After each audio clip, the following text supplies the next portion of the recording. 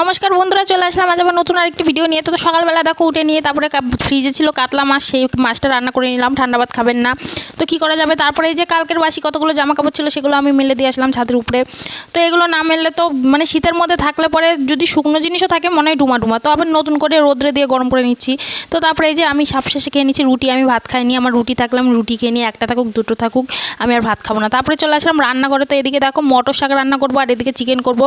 তো চিকেনটা আমি ভালো করে কিন্তু ধুয়ে নিচ্ছি, ধুয়ে পরিষ্কার করে ধোয়াই ছিল তবুও আমি আরেকবার ধুয়ে নিলাম।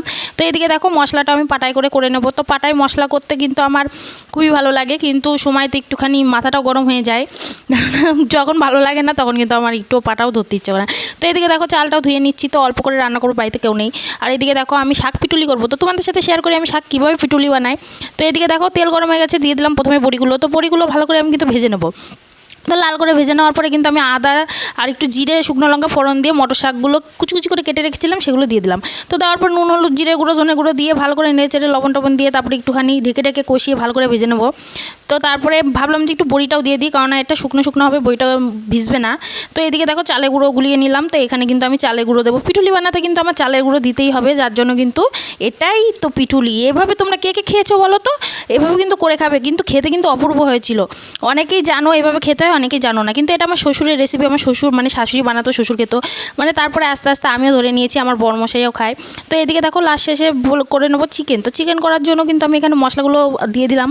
তো আলুটা ভেজে নিয়েছি, তারপরে এই যে চিকেনটা দিয়ে দিলাম, ভালো করে কষিয়ে নেবো। তো রান্নাবান্নায় তো আমার কাজ আর কী করবো বলো, নারী হয়ে জন্ম নিয়েছি, রান্নাবান্না না করলে হবে? তো বাপের বাড়িতে কোনো দিন কিন্তু আমি রান্নাবান্না সেরকম করিনি। আর এই যে শ্বশুরবাড়ি এসেই কিন্তু আর 14 বছর ধরে হাতাখুন্তি নিয়ে যুদ্ধ চলছে, চলবে চলবে চলবে। তো তারপরে আর কি, এই যে নাড়াচাড়া করে নিচ্ছি, ভালো করে রান্না করে নিচ্ছি।